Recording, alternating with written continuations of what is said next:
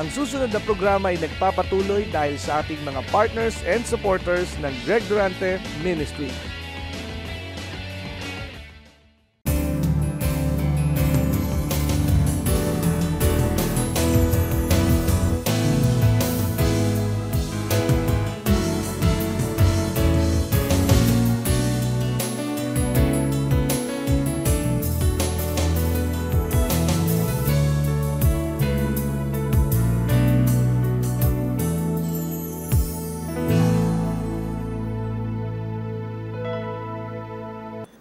Kaya wag mong kalilimutan na kaya ka buhay dahil kay Jesus at para sa Kanya. Marami pong paraan na mauubos ang pera kapag hindi si Jesus ang sentro ng ating buhay. Marami pong kagastusan na biglang dumarating kapag si Jesus ay hindi sentro ng ating buhay. Kaya ngayong umaga, yun pong totohanan ng pag-aalay. Yun po ang iyong pinakadakilang pagpapasya na iyong magagawa. Ang pinagbubuhatan po ng lahat ng pagpapala ay ang Diyos. Amen? Siya ang nagbibigay ng lahat ng ating pagkukunan at siya rin ang nagbubukas ng mga golden doors of opportunity. Kaya laging gawin nating una, hindi pangalawa, laging una ang Diyos. Salamat, Ama, sa kabanalan at kataimtiman at katahimikan ng pagtitipong ito.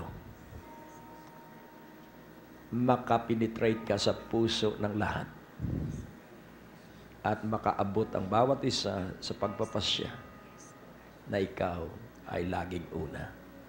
Sa iyo ang kaluwalhatian sa pangalan ni Jesus. Amen. Purihin ang Panginoon. God bless. God bless you. So ihanda po ninyo ang inyong puso para tumanggap. Huwag pong isipan ang ihanda, puso ang ihanda. Sabihin mo sa iyong katabi, ihanda mo ang iyong puso. Dahil pag-isipan, mangangatwiran. Pag puso, magmamahal. Amen. Sabihin mo, pag-isipan, mangangatwiran.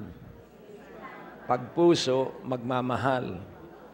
Kahit po sa ang relasyon, pag ginamit mo isipan, hindi mo lubos na maibibigay ang iyong paggalang. Pero pag ginamit mo yung puso, andyan po at magsisimulang dumaloy ang tibay at katatagan. Amen? So, handa na po ba kayo na mapagpala? Alam nyo ba ang treasure chest mo? Alam mo kung ano yung iyong sisidlan ng yaman? Ano yun? Hindi po yung kahadiyero, ano po? Puso, ayun, puso. Amen.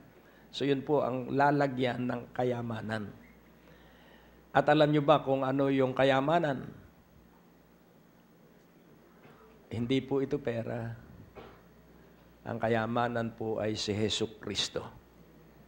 Treasure in earthen vessel. Kaya pag lahat po tayo ay naging matibay sa katotohanan, wala na pong magiging imposible sa bawat isa sa atin. Alam niyo po ba yung imposible? Ang imposible hindi natin kayang gawin pero gagawin ng Diyos. Yun po ang himala. Kaya kailangan ikaw ay nakakaranas araw-araw ng himala dahil ang ating Diyos ay Diyos ng himala. At para maranasan mo ang pagkilos ng Diyos ng himala, alisin mo ang paghihinala. So, iyo pong ilagay ang iyong dalawang kamay sa iyong noo. O Diyos, aking Ama, hayaan mo pong ang isipan namin ay masakop ng iyong kapangyarihan. At hayaan mo na ikaw ay makapagsalita sa pamamagitan ng iyong mga salita. At bawat isa ay magkaroon ng pangunawa sapagkat ang iyong katotohanan ay iyong ipapaunawa sa bawat isa sa pamamagitan ng banal na Espiritu. Kaya't kami ay nagdidiwang, nagagalak dahil kami ay nasa pagtitipon upang ikaw ay ibigin at paglingkuran. Sa makapangyarihang pangalan ni Jesus. Amen. Amen. So ang titulo po ng mensahe ay Your Great Loss Without This Gift. Your great loss without this gift. Sa 1 Corinthians 12, 1 Corinthians 12 verse 23.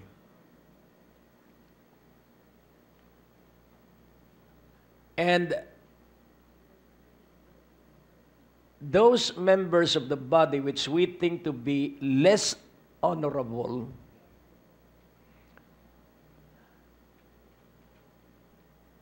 upon this we bestow more abundant honor, and our uncomely parts have more abundant comeliness.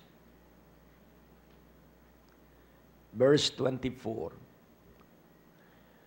For our comely parts have no need, but God hath tempered the body together, having given more abundant honor to that part which lacked. Verse 25. That there should be no schism in the body, but that the members should have the same care one for another. And in verse 26, and whether one member suffer, and the members suffer with it, or one member be honored, all the members rejoice with it. And then verse 27, now you are the body of Christ, and members in particular.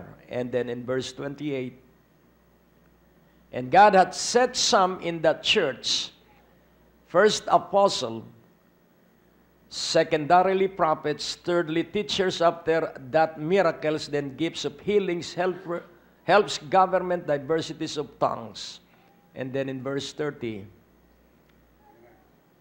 have all the gifts of healing, do all speak with tongues, do all interpret. Then verse 31, but covet earnestly the best gifts.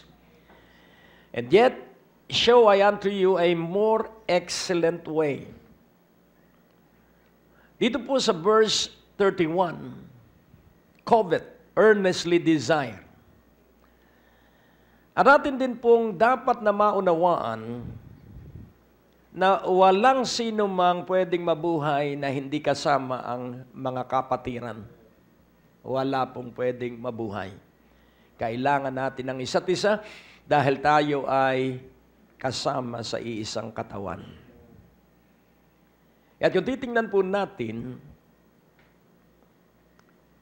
sa buhay lang ng mag-asawa, kailangan ng mag-asawa ang isa't isa. Hindi pwedeng makatayo ang isang pamilya na hindi magmamahala ng mag-asawa.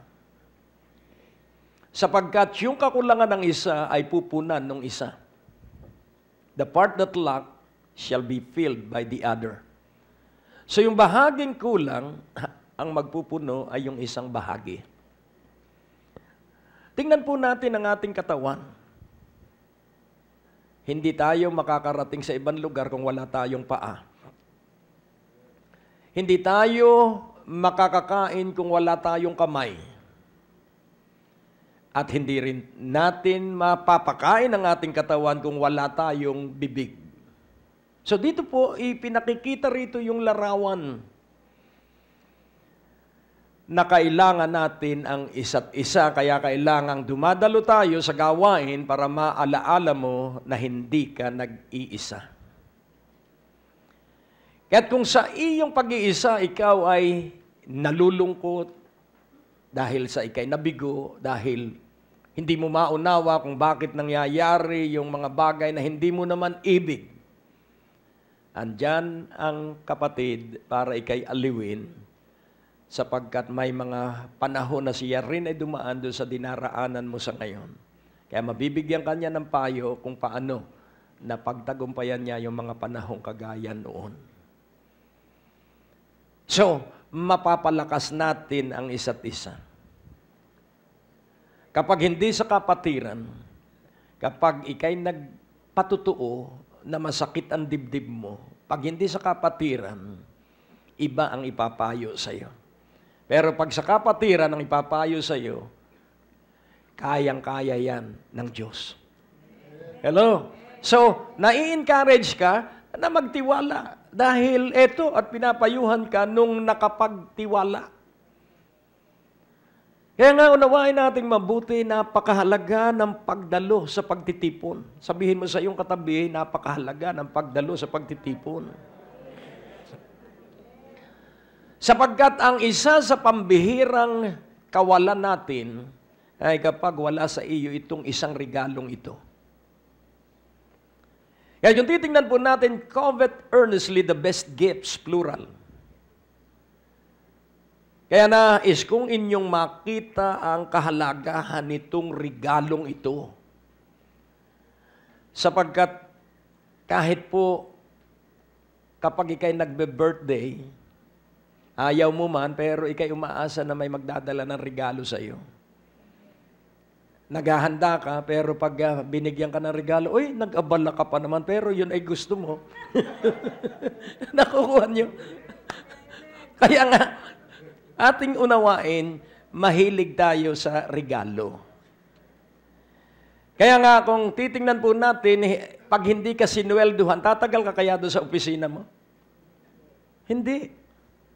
Sapagkat alam mo na yung iyong paglilingkod ay kailangang bayaran. At pag tumutulong tayo pagminsan at tayo ay binigyan ng pabuya, ay, ba't naman binigyan mo pa ako? Pero pag solo ka na, kukunti ito. Kaya makikita natin dito ang pag-uugali ng tao. Iba ang sinasabi, iba ang laman ng puso. Hindi dapat ganun yun. Kaya kailangang magsanay tayo, natutuo tayo sa lahat ng ating sasabihin. Subalit ito ang sasabihin ko sa inyo. Hindi mo yan magagawa. Imposible na magita yung totoo. Tingnan mo ang iyong katabi. Hindi mo malalaman ang edad niyan dahil marami siyang paraan na pampabata. Hello? At mapapansin natin na pag nagtanong ng edad, halimbawa ikaw nagtanong, anong edad ko na? Pag sinabing mas matanda doon sa edad mo, galit ka. At pag sinabing mas bata, kaya kung ikaw ay makikikompromiso, lahat na lamang nasabihin mo, kahit mukhang 80 na sabihin mo, para ka lang 18. Pero nagkakasala ka sa harapan ng Diyos. Amen? So, mas maganda pang sabihin mo, hindi ko alam kung ano ang edad mo. Pag nagtanong, ano sa palagay mo ang edad ko? Sabihin mo, ikaw ang may alam. Kailangan pong maging tayong totoo para hindi tayo magkasala ng flattery. Ano po yung flattery? Panlilin lang. So ngayon, napaka-imposible pong maging banal. Hindi po tayo magiging banal. At hindi rin po tayo makakarating ng langit sa mabubuting gawa. Marami po ang nasa impyerno na mababait. Hindi po kabaitan ang daan patungong langit. Si Jesucristo po ang daan patungong langit. Kaya ang dapat na bukang bibig natin ay ganito. Tayo kasi pag walang pera, nako, napakaaga natin sa gawain. Pero pag nagkapera na, hindi mo na makita sa gawain. At pag nawala uli ang pera, nasa gawain uli. Kailangan po yung CCF, consistent, constant, and faithful. Huwag mong kalimutan yon. Consistent, constant, and faithful. Because God is our promoter. God is our advertiser. Magugulat ka na lang sapagkat may mga taong dadalhin sa iyo ang Diyos sa takdang araw at oras para bigyan ka ng uplink, para bigyan ka ng television station, para bigyan ka, darating yon kapag ikaw ay nagtiwalang lubusan ay sa Panginoon. Magkakaroon ka ng negosyong hindi mo pinangarap sapagkat ang pagpapala ng Diyos ay higit sa kaya nating isipin. Yung lahat ng pagpapala natin ay pagsubok kung ikaw ay magtitiwala sa Diyos dahil napakalaki ng gagawin sa bawat isa sa atin ng Diyos. Hindi natin pinangarap, hindi natin inisip. Kaya ngayong sandaling ito, nais kong inyong makita yung word na covet. Meron pong negatibong meaning ito. Pero ito po ay earnestly desiring. Mataimtim at buong debosyon na iyong hinahangad. Pero wag po, ang negatibong meaning ng covet ay yung mainggit ka sa kasaganaan ng iyong kapatid. Magselos ka sa iyong mga kapatid at magsumbong sa iyong nanay o sa iyong tatay. Huwag ka pong maiinggit at huwag ka ring magsiselos. Ang paraan para maghirap ay simple lang. Ibig kong malaman ninyo ang paraan para magikang mahirap. Una, matakot ka na baka ka maghirap. That is a sure way to poverty. Pangalawa, magikang kuripot. Hello? Hindi mo binibigyan ang asawa mo. Ayaw mo bibigyan ang biyanan mo. Stinginess is the sure way to poverty. Hello? And the third way to poverty is idolatry. Idolize your money. Idolize your work. Laging isipin mo iyong hanap buhay. Saka na ang Diyos pag wala ka ng sweldo. That is idolatry. And if a person is idolizing his work, his profession, ang susunod po ay greed. Greed. Binibilisan ng pagkain dahil baka may dumating. Greediness. Nakakuha niyo po. Ano po ang greed? Kasakiman. May pera na, maghahanap pa ng pera. Ang tawag po do'y kasakiman. Pero meron pong positibo. Ang positibo po ay ibigay mo ang iyong ikapo. Magkaloob ka ng magkaloob. Be generous. At hindi magkukulang ang 4 na saling lahi ng iyong lahi. Kapag ikaw po ay sumunod sa palatuntunan ng Diyos, wala ka pong katatakutan. Dahil napakalaki ng pangarap ng Diyos na hindi mo alam. At hindi kasya ang buong naipon mo hanggang retirement age ng isang tao. Dahil napakalaki nun, hindi kaya kung hindi ang Diyos ang gagawa. At ito'y nahahadlangan ng ating takot. Baka pagtanda natin, walang magmahal sa atin. Kapag ikaw po ay laging masunurin sa Diyos, maging sa iyong pagtanda, sa aking pagtanda, aalagaan tayo ng Diyos. Kahit puting-puti na ang ating buhok, kahit hindi natin tinain, mamahalin pa rin tayo ng Diyos. Kahit maubos na ang ating buhok at ngipin, mamahalin pa rin tayo ng Diyos. Kaya ating pairalin ang magpakalakas ay sa Diyos. Sabihin mo sa iyong katabi, magpakalakas tayong lahat sa Diyos. Amen! Amen! Amen! So ngayon natin pong unawain, lahat tayo gusto nating yumaman. Pero yung hangaring yun ay gusto rin ng Diyos. Hindi kasalanang maghangad na yumaman. Pero wag na wag mong kaliligtaan ng Diyos. Wag na hindi ka dadalo ng Sunday worship service. Huwag na hindi ka mananalangin kahit sa bahay mo. Kailangang ikaw ay malapit sa Diyos. Sabihin mo sa iyong katabi, kailangang malapit ka sa Diyos. Sino ba ang pinayayaman? At paano ba pangangasiwaan ng kayamanan? Ikinalugod ng Diyos yung panalangin ni Jabez.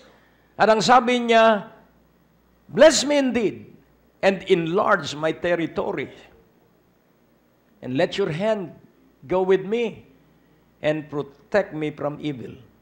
So ating pansinin, there is evil in wealth and riches. What is the evil of wealth and riches? Kapag sinamba na ng tao at inibig na yung pera. Doon ang kasamaan sa perang dapat ay makaluluwalhati sa Diyos. Yan, napakahalaga po, may dalawang bagay na ibig kong inyong makita, ang pagkatawag sa inyo ng Diyos. The calling of God. Personally and specifically for you. Alam niyo po ba ang calling mo? Dahil yung pagkatawag sa iyo ay may layunin.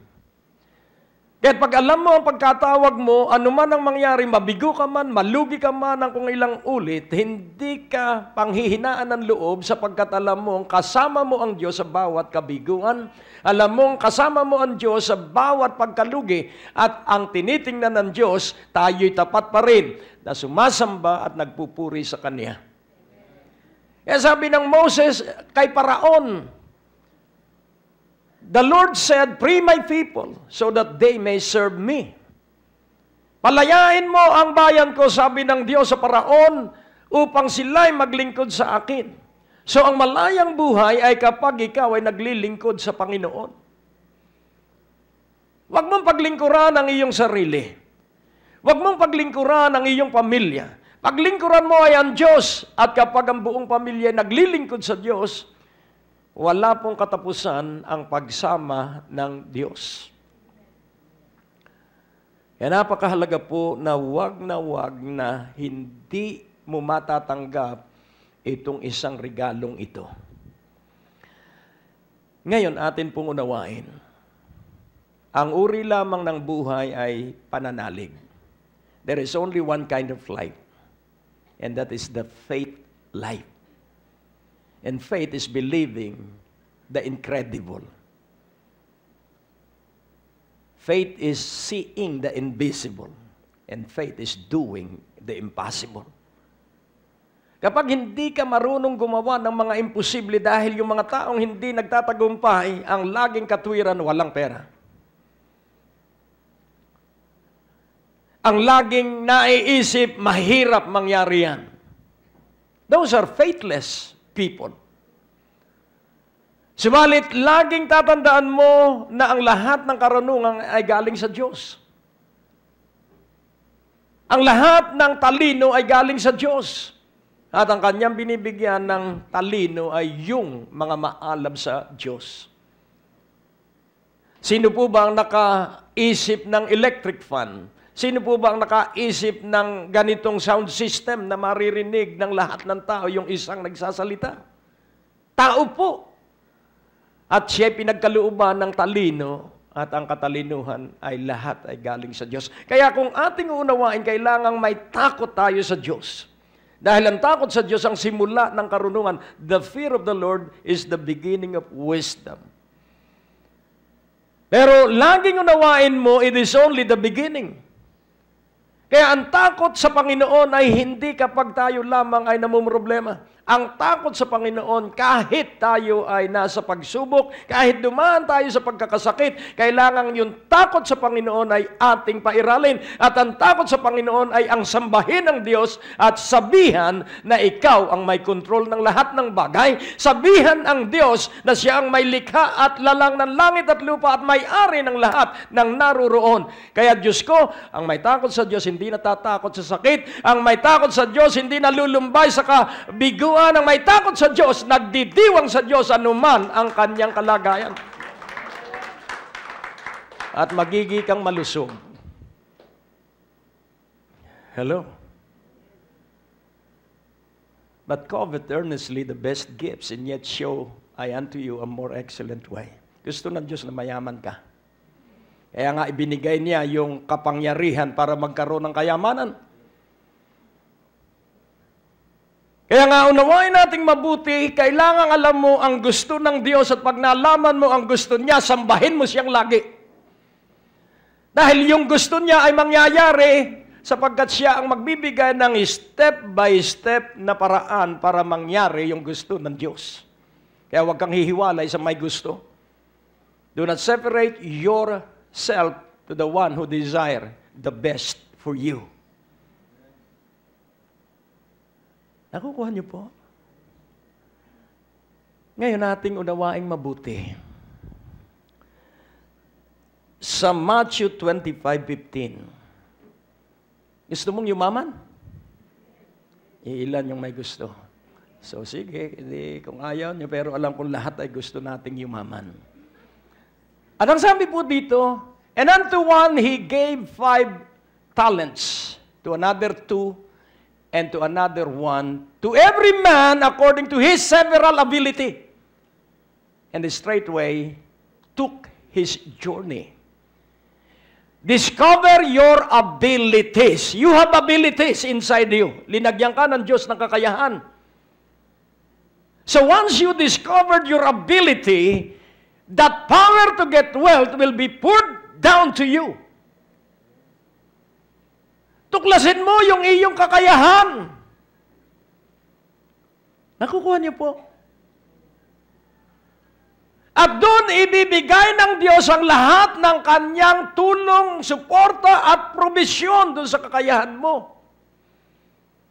Ang Diyos ang gagawa. Pero tayo ang magpapahintulot na makagawa ang Diyos ng malaya sa iyo at sa aking buhay. Hindi yung ating pinangarap, hindi yung ating binalak ang susundan ng Diyos. Ang susundan ng Diyos ay yung kanyang balak at yung kanyang pangarap.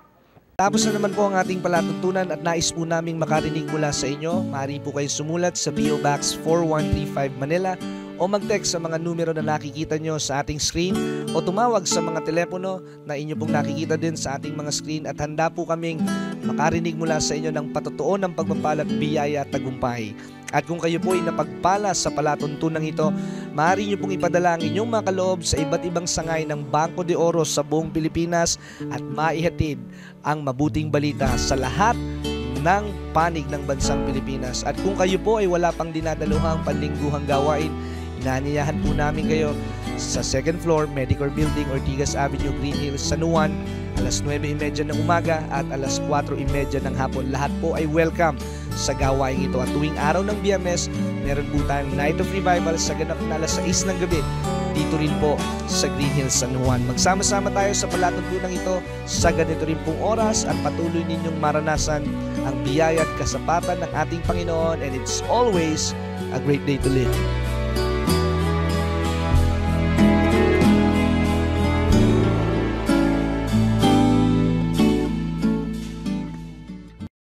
Ang susunod na programa ay nagpapatuloy dahil sa ating mga partners and supporters ng Greg Durante Ministry.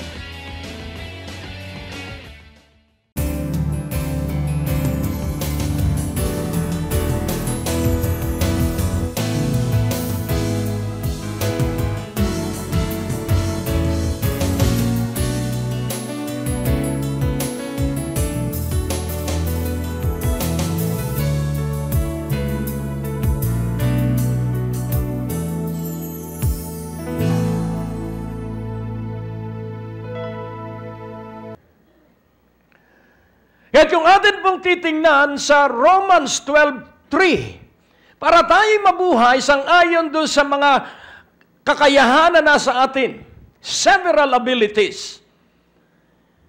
So, kaya mong magluto. Hello? Ako po hindi basta mangangaral. At alam ito ng aking asawa. Pag nasisira ang aming gripo, tubero ako. Pag nasisira ang anuman doon sa kuryente namin, electrician ako. Hello? At pag ang bubungan ay na yung mga alulod ay nababarahan, Anong tawag doon? So, karpintero ako. Kapag nakita kong sira ang upuan, may lagari ako sa bahay. At mga tornilyong lumuluwag, kompleto ako. At pag merong leak ang pipeline, marunong akong magkumpuni. That is several abilities. At kinalulugdan ng Diyos yun. Hello? Sa pagluluto, naku, napakadunong ko lalo na nilagang itlog. Pero kaya ko rin magluto ng kaldereta, kaya ko rin magluto ng pakbet. Sabihin mo lang. At kahit walang pangsahog, mapapalabas ko yan sa pamamagitan ng nor na masarap. Alam mo, kailangan ikaw ay gamitin mo yung natuklasan mong kakayahan mo. You have several abilities and faith is being given to you by measure according to your ability. Arang sabi po dito, for I say, through the grace given unto me to every man that is among you. To every man, personalized po ito at particular. To every man that is among you, not to think of himself more highly than he ought to think, but to think soberly. According to God hath dealt to every man the measure of faith. So nakakapangaral ako because God has given me the measure of faith to preach. So sino mararangalan? Hindi ako. Siyang nagbibigay ng sukat. Amen. So nakapagpatuloy akong naglilingkod sa Diyos, nang sabihin ng Diyos, iwan mo ang hanap buhay mo. Huwag mo itong gagawin pag hindi sinabi sa iyo ng Diyos. At maglingkod ka sa akin. After 26 years, may sarili na akong television station. Saan galing yun? Sa talino ko? No. According to the measure. And why is it that God has endowed me with that measure of faith daily? Ang doses po niyan every day. Because I use my abilities. Ginamit ko yung kakayahang isinilid sa akin ng Diyos. Hindi ka bibigyan ng anointing to get wealth if you don't choose your ability, because lazy people will not be blessed. Foolish people are those who don't choose their abilities. And you are not foolish. Maayos ka sa iyong bahay? I suppose and hope. Nakukuha niyo po.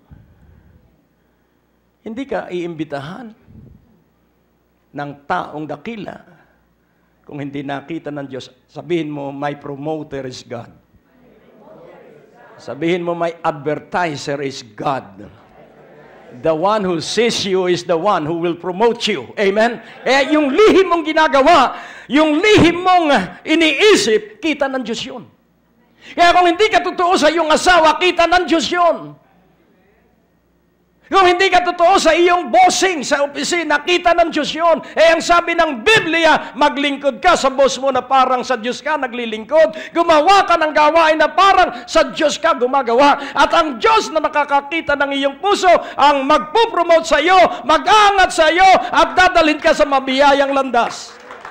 Woo! Glory! Amen! Hallelujah!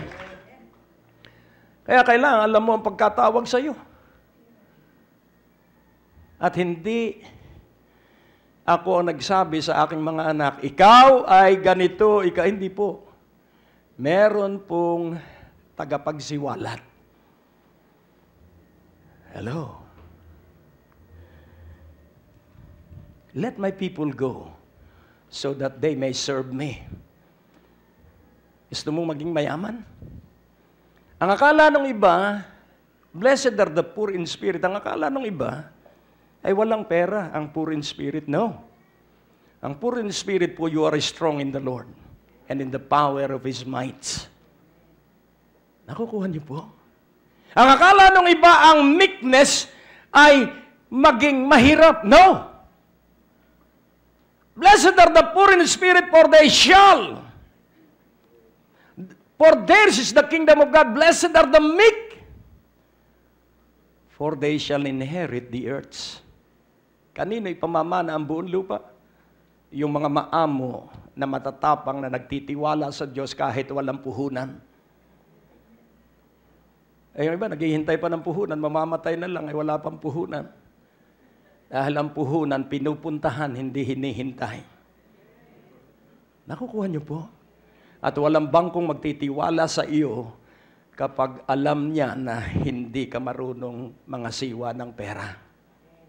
At hindi ka bibigyan ng alinbang embassy kapag hindi mo na i-produce na ikaw ay mahusay na katiwala ng pananalapi at ng iyong pamilya. Hello? So, ating pansinin, know your abilities. Those are given. And each ability, whenever you use it, God will pour out measure of faith para maging posible yung mga imposible habang ginagamit mo. Ngayon, ano nga yung one gift? So, pansinin po natin, itinuro ng Panginoon.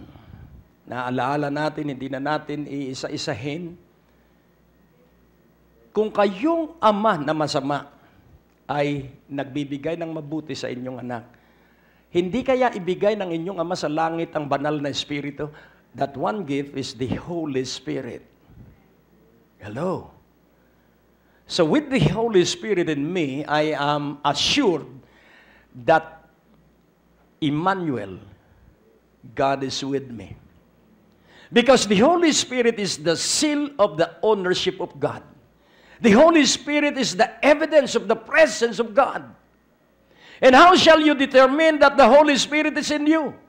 Kung mahal mo ang iyong asawa at laging binibigyan mo ng budget kung ikay lalaki. Hello? At ikaw naman babae, yung lahat ng budget, tapos na ang isang buwan, may sobra pa. Why? Because of the presence of the Holy Spirit in you.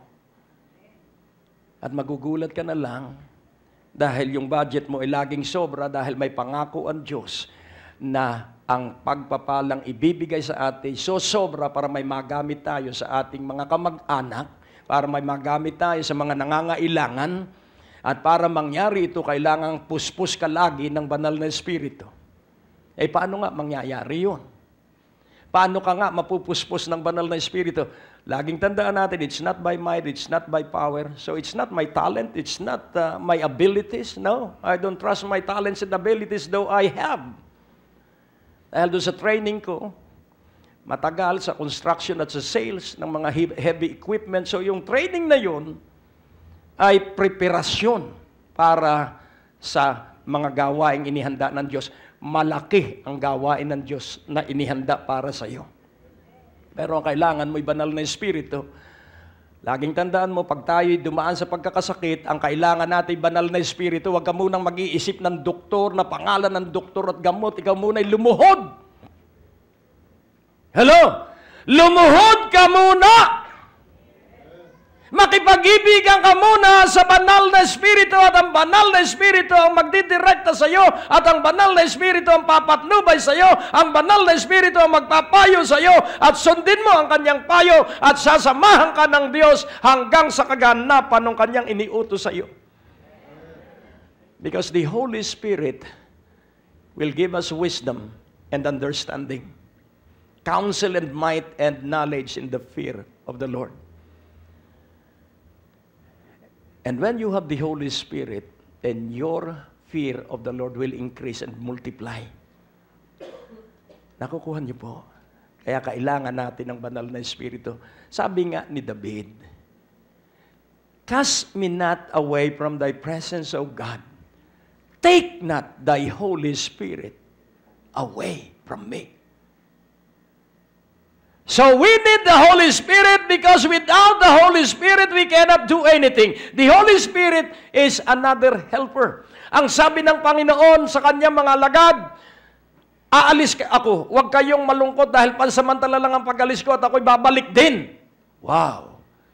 Pero ang pag-alis ko, ibibigay ko sa inyo ang patnubay. I will give you the guide. I will give you the Holy Spirit. So the Holy Spirit is guide. Ang banal na Espiritu ay patnubay at ang patnubay na banal na Espiritu ay tuturuan ka ng naituro ko na sa inyo. Kaya pag nagbasa ka ng salita ng Diyos dahil ang Espiritu ay nasa iyo, maintindihan mo ang salita ng Diyos. At ang nakaintindi ng salita ng Diyos, nakikita sa kanyang buhay yung salita ng Diyos. Masunurin na ang anak sa magulang. Hindi na suwail ang anak sa magulang dahil siya ay kontrol na ng banal na Espiritu. So ang patnubay, ipapaalaala sa iyo ang mga naituro ko sa inyo. Ang patnubay, magpapatuto sa inyo tungkol sa akin. So the Holy Spirit will witness into your spirit who I am. So if you have the Holy Spirit, your trust in Jesus will increase. And another truth is that you are sealed with the Holy Spirit of promise as an evidence of God's ownership. An evidence that you are co-heir with Jesus. Katibayan na ikay pag-aari ng Diyos. Amen. Katibayan na ikaw ay kasamang tagapagmana ni Jesucristo. Kaya wala ka nang aalalahanin pa sa mamanahin sapagkat nasa iyo na ang mana ng Diyos at ang mana ng Diyos ay sa Jesucristo. Ang mana ng Diyos ay ang banal na Espiritu at nasa iyo. Kaya hindi ka maghihirap sa kabila ng kakulangan, ikay magdidiwang sapagkat ang mahalaga, ang banal na Espiritu at sa Jesucristo ay magkasamang nasa iyo at wala nang hihigit pa sa kayamanan sa kapangyarihan ng Panginoong Jesucristo at ng banal na Espiritu. I will guide you. Kaya kung ikaw ay dinaraan sa pagsubok, sabihin mo, good for me. Kapag ikaw ay dinaan sa mga bankruptcy, sabihin mo, good for me. Dahil ang negatibo sa pagyaman, kapag ang tao ay sinamba na ang kayamanan. Doon magsisimula ang stinginess. Alam niyo ang stingy? Kakuriputan. Ang tikom ang palad ay naghihirap. Sure way to poverty. Magikang kuripot. Sabihin mo sa iyong katabi, tanungin mo siya, gusto mong maghirap? Magikang kuripot. Huwag mong ibili ng grocery ang biyanan mo. Hello. Ang asawa ko, binibili pa ang biyanan niya ng washing machine, ng grocery pag umuwi kami. At ang sabi ng biyanan niya, hindi ko na naman kailangan yan Alita. Pero kita ko sa mata ng biyanan niya na nagniningning. Kung hindi man sa kanya, nakapagbibigay siya sa iba. Basta laging tandaan mo, kahit hindi kailangan ng biyanan mo, dalhan mong grocery dahil meron siyang bibigyan at ang pinakamagandang pakiramdam kapag ikay nakapagbibigay. It's more blessed to give than to receive. Kaya laging maghanda ka ng ibibigay. Kung magtitip ka sa barker, bigyan mo na ng at least 10 piso, huwag yung piso. Baka ikaw ay pandilatan pa noon. Nakakuha niyo. Practice to be generous. Because our God is generous. Hindi ka magkukulang sapagkat lahat ng naibigay mo ay imumultiply ng Diyos. Nakukuha nyo, tingnan mo ang iyong katabi. Sabihin mo, nasa panahon na tayo ng pag-aani. So, ang kailangan po natin ay ang banal na Espiritu. At kapag nasa atin ang banal na Espiritu, alam ng banal na Espiritu kung nasan yung iyong hanap buhay. Alam ng banal na Espiritu kung sino yung tao na magiging gamit mo sa pag-unlad. Hindi ka po uunlad na mag-isa. Kailangan mo ang maraming tao. At kadalasan, ang mga taong kailangan natin ay yung mga taong hindi kilala ang Diyos. Kaya kailangang maipakita mo na kilala mo ang Diyos. Ang dadalhin sa iyo ay yung ang sinasambay, mga Diyos-Diyosan, mga bundok. Pero wag mo silang itataboy. Kaya nga dinala ng Diyos sa iyo dahil yun ang mayayaman. Ililipat sa iyo ang kayamanan ng mga hindi nakakakilala sa Diyos dahil mag-i-invest sila doon sa iyong ideya. Hello. Amen? So, atin pong unawain, hindi lamang sa pagyaman, kundi sa paglaganap ng mabuting balita. Yun po ang layunin ng Diyos, kaya payayamanin niya ang mga nagtatapat sa Kanya na merong layunin at pangarapin sa pangarap ng Diyos na ang Ebanghelyo'y maipangaral na maipatutuo ang katanyagan at kadakilaan ng Diyos. Kaya't ating unawaing mabuti. Alam natin na napakarami ng mga regalo na galing sa banal na Espiritu. Ang mga apostoles, ang mga ebanghelista, ang mga propeta, ang mga pastor, ang mga tagapagturo, sila po ay may kakayahan dahil sa banal na Espiritong tumawag sa Kanya. Kaya kapag ikaw ay tinawag ng Diyos, napakarami po, at hindi na natin iisa-isahin, kapag tinawag ka ng Diyos sa pagbibigay, mapapansin mo that your gift is giving dahil maraming humihingi sa iyo. Hello? So, ating unawain, yung mga lumalapit sa iyo, humihingi, padala yan ng Diyos. Maaaring meron dong mga hindi tapat ang layunin, pero magbigay ka lang ng magbigay sapagkat dinadala ka ng Diyos doon sa iyong calling na ikaw ay maging kasangkapan ng Diyos tungkol sa kayamanan. Kaya nga, kung ano yung nakaiinis sa iyo, iyong tuklasin dahil nandun yung calling mo. Maaring naiinis ka sa iyong biyanan, tuklasin mo, nandun ang calling mo. Maaring may anak kang nakaiinis sa iyo, tuklasin mo, nandun ang calling mo doon sa iyong anak. Laging tandaan mo, walang mangyayari sa bawat isa sa atin na hindi ka pahintulutan ng Diyos because God is sovereign and God rules and God reigns and He is in control of everything. Kaya kailangan alamin natin kung bakit kayong mag-asawa ay laging nag-aaway, kung bakit kayo laging nagsiselo sa isa't isa. Tuklasin mo kung bakit nangyayari yan dahil merong magandang ginagawa ang Diyos sa inyong buhay. Hindi ang dyablo, ang Diyos ang may control ng iyong buhay. Amen? Kung nawala ang anumang bagay, huwag mong ikalungkot yung nawala sapagkat yun ang pagkakataon ng Diyos na palitan ka nung mas maganda na hindi mo pinangarap sapagkat yung nawala ay hindi para sa iyo, yun ay para sa iba. Oh, ang Diyos po ay napakabuti.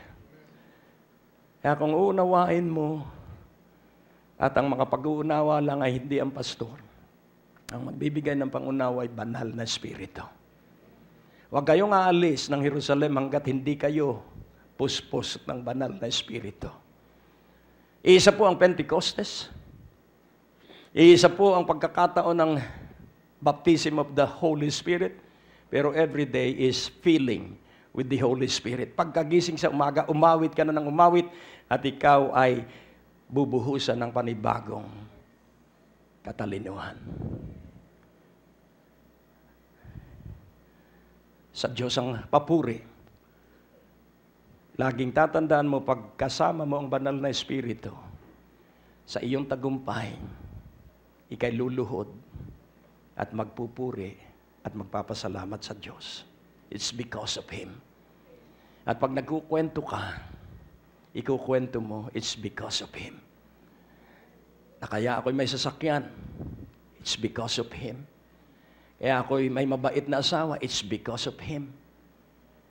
Ang pamanang mga lupa at pera ay galing sa taong magulang. Pero ang asawang mabuti ay galing sa Diyos.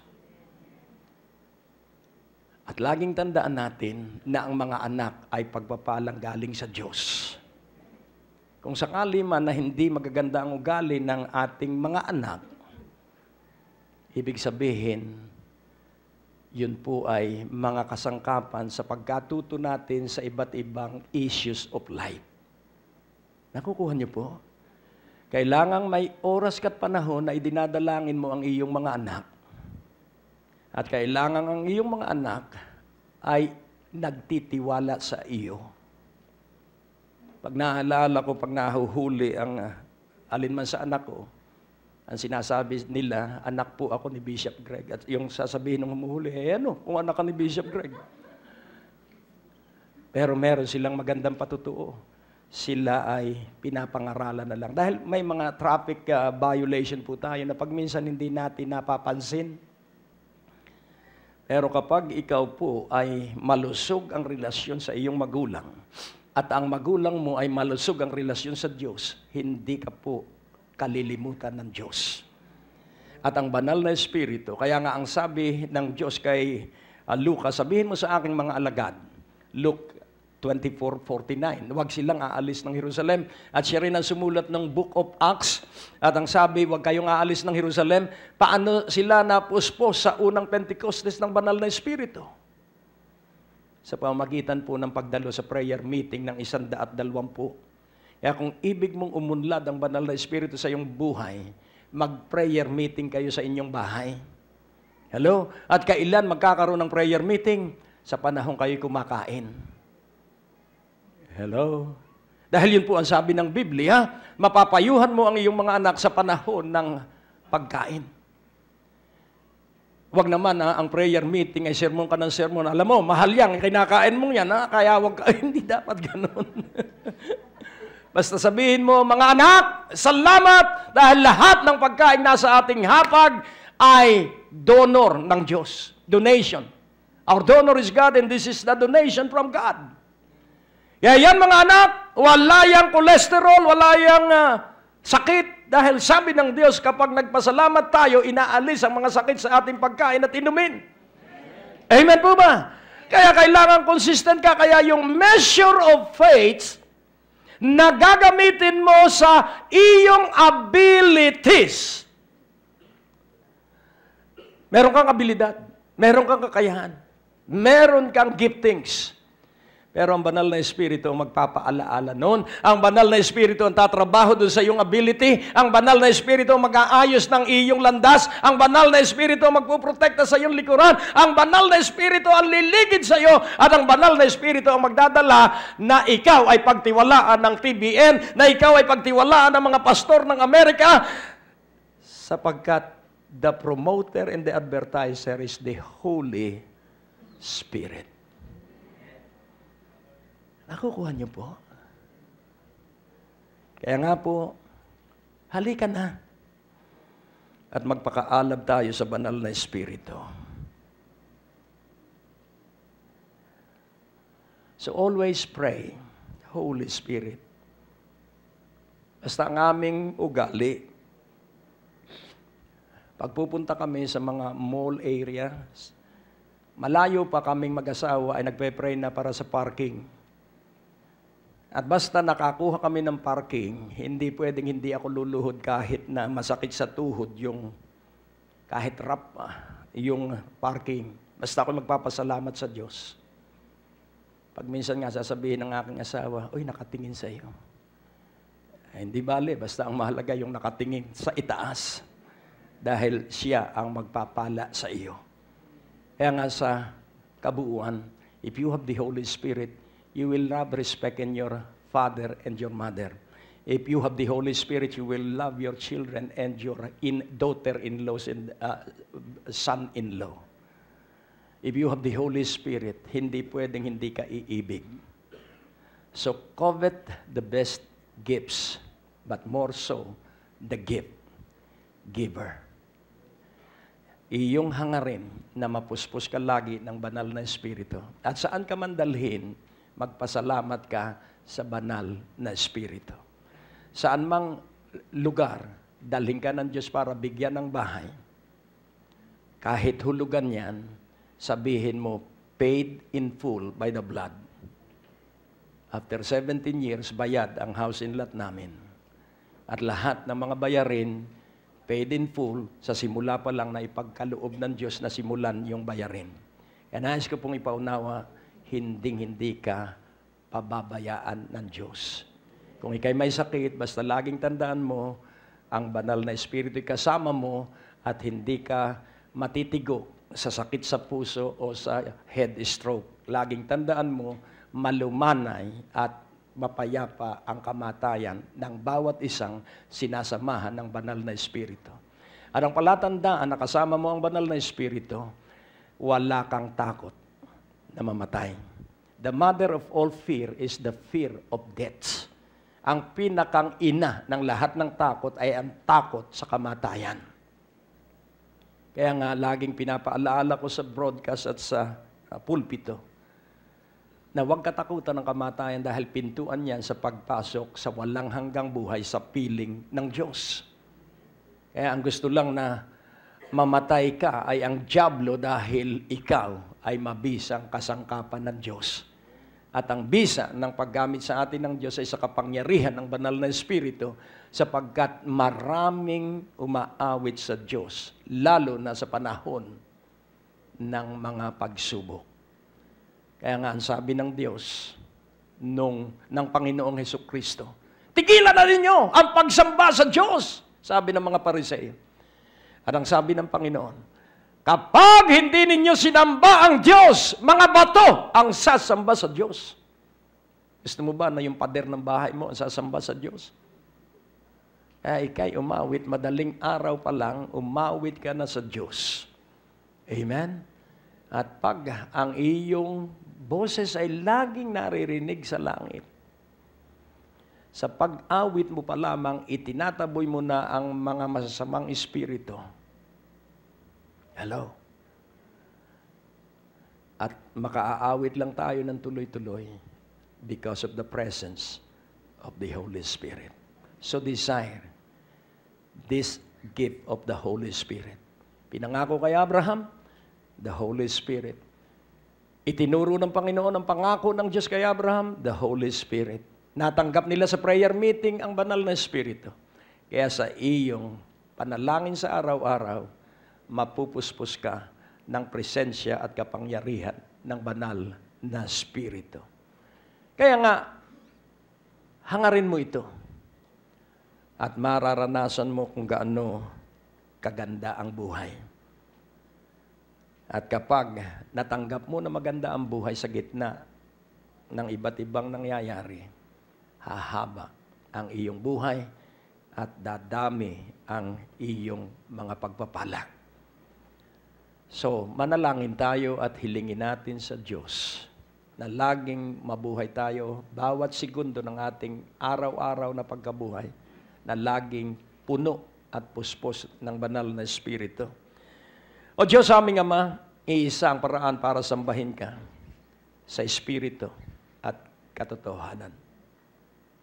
At iisa ang paraan ng panalangin mabisa sa Espiritu at sa iyong salita. At iisa rin ang pagtatagumpay namin sa pamamagitan lamang ng Espiritu at pagdinig sa iyong boses.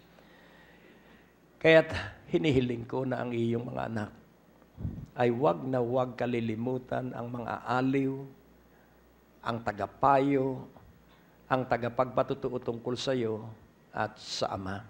At ang may kapangyarihang ng pagiging masunurin.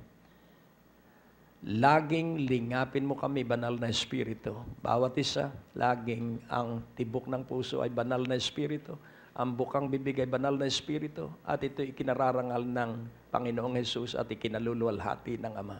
O banal na Espiritu, puspusin mo ang bawat isa sa katotohanan ng kanilang narinig at natanggap sa makapangyarihang pangalan ni Jesus. At ang lahat ay nagsabi ng Amen.